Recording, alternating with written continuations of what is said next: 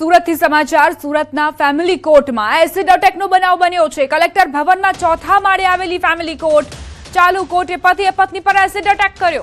પતિએ કોર્ટમાં ઝેરી દવા પી આપઘાતનો પ્રયાસ કર્યો। એસિડ અટેકથી મહિલા ગંભીર રીતે દાઝી છે। બનાવ બાદ પતિ પત્નીને હોસ્પિટલ ખસેડવામાં આવ્યા।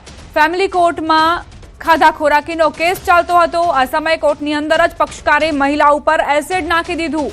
આ ઘટનાને પગલે કોર્ટમાં અફરાતફરી મચી ગઈ। જજની સામે બનેલી આ ઘટનાથી તાત્કાલિક આરોપીને કસ્ટડીમાં લેવાયો હતો। આશ્ચર્યની વાત એ છે કે ખાધા ખોરાકીનો કેસ કરનાર ડોક્ટર 75 વર્ષના છે અને તેમના પત્ની 61 વર્ષના છે। તેમને સંતાન પામે દીકરીઓ છે। બંને દીકરીના લગ્ન થઈ ગયા છે। આ વ્યક્તિએ 5-6 વર્ષ પહેલા પણ કોર્ટમાં જ તેમની આ પત્ની ઉપર ચપ્પુથી હુમલો કરવાનો પ્રયાસ કર્યો હતો અને હત્યાના પ્રયાસનો ગુનો તેમની સામે ઉમરા પોલીસ સ્ટેશનમાં જે તે સમયે નોંધાયો હતો।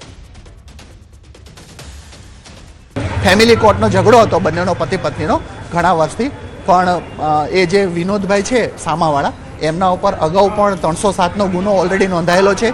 એમણે કોર્ટમાં જુબાની આપવા આવ્યા તે સમયે અટેમ્પ્ટ ટુ મર્ડર કરેલું છે પત્ની ઉપર અને તે ટાઈમનો કેસ પણ ચાલુ છે। બેલ આઉટ થયેલા છે અને અત્યારે ખોરાકીનો કેસ પણ ચાલુ હતો। ખોરાકીની રિકવરી આપવી ન પડે તેથી કરીને એમણે એમની પત્ની ઉપર ફરી વખત આ અટેમ્પ્ટ ટુ મર્ડર એસિડ છાંટીને કરેલું છે। ઘરેલુ ઝઘડામાં મદદે ગયેલી પોલીસ પર હુમલાની ઘટના। વડોદરામાં 112 પોલીસ ટીમના 2 જવાન સાથે ઝપાઝપી। વિડીયો રેકોર્ડિંગ કરનાર પોલીસ કર્મીને ધમકી મળી। તરસાલી હાઈવે પરની સોસાયટીમાં ઝઘડો થયો હતો। પિતા પુત્ર કોઈ કારણોસર ઝઘડતા પોલીસ સ્થળ પર પહોંચી હોવાની માહિતી। સમગ્ર મામલો કપુરાઈ પોલીસ મથકે પહોંચ્યો હતો।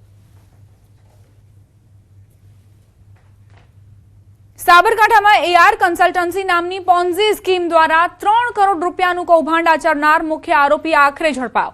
હિંમતનગર સ્થિત એઆર કન્સલ્ટન્સી દ્વારા રોકાણકારોને 3 થી 10% વળતર આપવાની લોભામણી જાહેરાતો કરી કરોડો રૂપિયાના રોકાણ કરાવ્યા હતા, પરંતુ વળતર ચૂકવવામાં નિષ્ફળ રહ્યા। તેથી ઘણા રોકાણકારોએ Himmatnagar A division police station ખાતે ફરિયાદ નોંધાવી, જેના પર અલગ અલગ ટીમો દ્વારા ત્વરિત તપાસ શરૂ થઈ। પોલીસે કબજે લીધેલા દસ્તાવેજો અને સાક્ષીઓના નિવેદનોના આધારે પોન્ઝી સ્કીમની વિગતો બહાર આવી, જેમાં રોકાણકારોને ફોરેક્સ અને ક્રિપ્ટો ટ્રેડિંગના ભરોસામાં રોકાણ કરાવવામાં આવ્યું। મુખ્ય આરોપીની અટકાયત બાદ પોલીસે તપાસનો ધમધમાટ વધુ તેજ કર્યો છે અને શક્ય છે કે આગામી સમયમાં વધુ ખુલાસાઓ થશે।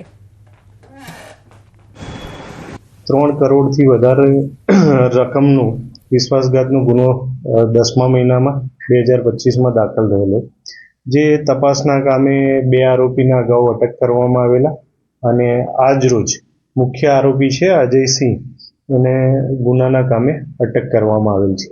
આ બાબતે અન્ય તપાસ ચાલુ છે અને તપાસમાં જે પણ નીકળશે તે પ્રમાણે કાર્યવાહી કરવામાં આવશે। રાજકોટથી સમાચાર। ભાજપના પૂર્વ કોર્પોરેટર પર લાંચ માંગવાનો આરોપ મુકાયો છે। બાંધકામ સંબંધિત કામ માટે નાણાં માંગ્યાનો આક્ષેપ। પૂર્વ કોર્પોરેટર અનિલ મકવાણાનો વિડીયો વાયરલ થયો છે। અનિલ મકવાણાએ 1.25 લાખ માંગ્યાનો દાવો। સર્કિટ હાઉસના કેમ્પસનો વિડીયો હોવાની જાણકારી। વાયરલ વિડીયો મામલે એક બાદ એક પ્રતિક્રિયાઓ પણ આવી રહી છે।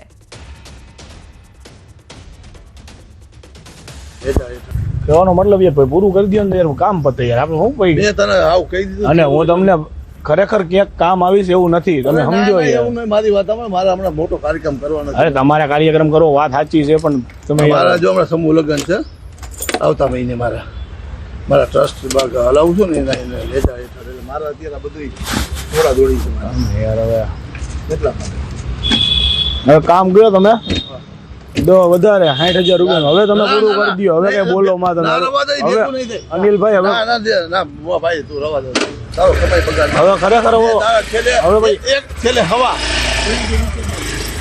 AI જનરેટેડ વિડીયો છે, એની હું કોઈ પુષ્ટિ કરતો નથી, મારી વાત સાંભળી લ્યો।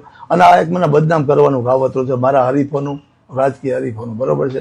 અને જે વિડીયો વાયરલ થયો છે, બરોબર છે, એના વિશે સાયબર ક્રાઇમમાં અરજી કરવાનો છો આ બાબતે। હવે એ ત્યાં પછી એના 100 પગલાં લેવા એ સાયબર ક્રાઇમ નક્કી કરશે। ત્યારે અમે અનિલભાઈ મકવાણાને ફરિયાદ કરનારને અમે ફોન કરી અને પૂછવું કે ભાઈ ખરેખર અમારા બાંધકામમાં શું તકલીફ છે તમને, ત્યારે એ ભાઈ દ્વારા કહેવામાં આવે છે કે તમારે રૂબરૂમાં મને સર્કિટ હાઉસ ખાતે મળો। ત્યારે હું સર્કિટ હાઉસ ખાતે એ ભાઈને મળવા જાઉં છું, તો એ ભાઈને દ્વારા કહેવામાં આવે છે કે ભાઈ ખરેખર તમારું બાંધકામ આટલું ઊંચું છે, આ છે। પછી મેં એમને કીધું કે ભાઈ ખરેખર અમને તકલીફ પડે છે, અમારા મજૂરો રોજ ઉઠીને બેસે છે, હાજરીઓ ચડે છે, તમે જે હોય તમે તમારી ફરિયાદ પાછી ખેંચી લો। ત્યારે એમને ફરિયાદ પાછી ખેંચવાની વાત આવે એટલે 3 લાખ રૂપિયાની માંગણી કરે છે, પરંતુ પૈસાની રકમ બહુ મોટી હોય, એની માંગણી મોટી હોય એટલે અમે એને આપતા નથી. પૂર્વ કોર્પોરેટરનો વિડીયો ગઈકાલે રાતથી વાયરલ થયેલો છે. મારા ધ્યાનમાં મોડી રાત્રે એ વિડીયો આવ્યો. સવારે મેં વિડીયો ફરીથી જોઈ અને એ પૂર્વ કોર્પોરેટરને મેં ફોન કરવાનો પણ પ્રયત્ન કર્યો. એમનો ફોન સ્વિચ ઓફ આવે છે.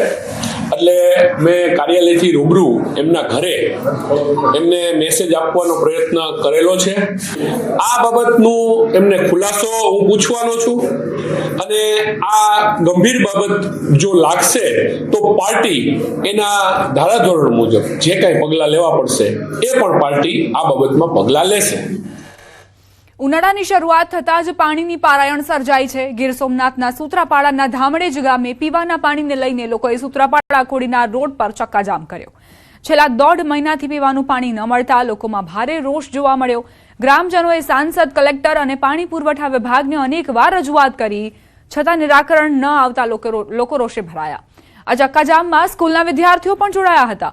ગ્રામજનોનું કહેવું છે કે જ્યાં સુધી ગામમાં પૂરતું પાણી નહીં મળે ત્યાં સુધી રસ્તો ચક્કાજામ રહેશે. મારા શિક્ષકો ગમે ત્યાંથી પાણીની વ્યવસ્થા કરે છે. મહિના દિવસ સુધી અમારી શાળાઓમાં પાણી આવતું નથી. અમે ગામેથી પાણી ભરી અને પાણી પીએ છીએ. જો અમારી શાળામાં પાણી ન આવે તો અમે ભરવા નહીં આવશું. આ તરફ સરપંચ પ્રતિનિધિનું કહેવું છે કે તંત્રને અલ્ટિમેટમ આપ્યા બાદ પણ માત્ર 2-4 કલાક પાણી આવ્યું. જો કે ગામ લોકોનું કહેવું છે કે જ્યાં સુધી પૂરતું પાણી નહીં મળે ત્યાં સુધી રસ્તો જામ રહેશે. પાણીની તકલીફ છે. છોકરાઓમાં ભણે છે, ખારું પાણી ભરીને આવે, ખારું પી તો થાય. અને ગામડેમાં 1.5 મહિનાથી પાણી ન જાય તો પાણી છોકરા પી નહીં આવે તો આ રસ્તો બંધ જ રહે. અહીંથી ને રાત્રે હું બાકી રસ્તો નહીં ખુલીએ. 5 લાખ લીટર પાણી પડેલું હતું, પણ એજન્સીવાળા જે એના વ્યક્તિઓ છે લાઈન ઉપર પૂરેપૂરી ધ્યાન નથી આપતા. આજે અમારે રાતના 12 વાગે ચાલુ છે તો સવારના 5 વાગ્યા સુધીમાં પાછું પાણી બંધ થઈ ગયેલું છે. કેમ કે એ જે અમારે આવતા 20 દિવસે અમારા ગામનો કદાચ લેવલ આવે તો, કારણ કે અમારા 37 તો અમારા ગામના હેરિયા છે. બનાસકાંઠાની પાલનપુર નગરપાલિકાની છેલ્લી સામાન્ય સભામાં ભારે હોબાળો થયો. સત્તા પક્ષે બહુમતીના જોરે વિવિધ વિકાસ કામોને મંજૂરી આપી. વિપક્ષે વિકાસ કામોમાં ભ્રષ્ટાચારના ગંભીર આક્ષેપ મૂક્યા. વિરોધ સ્વરૂપે વિપક્ષના સભ્યોએ સભામાં નકલી નોટો ઉછાળી. સામાન્ય સભામાં આક્ષેપ પ્રતિ આક્ષેપનો દોર જોવા મળ્યો. નગરપાલિકાના પ્રમુખે વિપક્ષ પર પ્રહાર કર્યા. ડુપ્લિકેટ માણસોએ ડુપ્લિકેટ નોટો ઉછાળી. વિપક્ષનું કામ માત્ર આક્ષેપ કરવાનું હોવાના પણ આરોપો મુકાયા છે. અમારા સોશિયલ મીડિયાના અને આપણા માધ્યમથી પણ જે રસ્તાઓ જાહેર રસ્તાઓ હતા ત્યાં આગળ રોડ ગુણવત્તાયુક્ત થયા જ નથી. રોડ તૂટી ગયા છે. એના માટેની આજે અમારી રજૂઆત હતી, પણ જેવી રજૂઆત કરવા માટે ઊભા થયા, અમારે શાંતિથી બોર્ડ ચલાવતું કેટલા મહત્વના મુદ્દા હતા, પણ એમને ક્યાંક ને ક્યાંક એવો ડર હતો અમારી પોલ ખુલી જાય, અમારો ભ્રષ્ટાચાર છતો થાય. એમનું તો કામ જ છે કે આક્ષેપ કરવાનું. હમણે પણ એમને વાત કરી કે આ રોડના અંદર, પણ રોડના અંદર ક્યારેય જઈને જોયું નથી કે આમાં ભ્રષ્ટાચાર થાય છે કે શું. એમને જોઈને તપાસવું જોઈએ અને પછી વાત કરવી જોઈએ. ખાલી ને ખાલી જનરલ બોર્ડ હોય ને એના અંદર એમને બૂમો પાડવી અને વાદો કરવો અને મીડિયામાં આવવું, આ એમનું કામ છે. બાકી કોઈ આ પ્રકારનું છે નહીં. એ પારદર્શક વહીવટ થયો છે, સારો વહીવટ થયો છે. વલસાડથી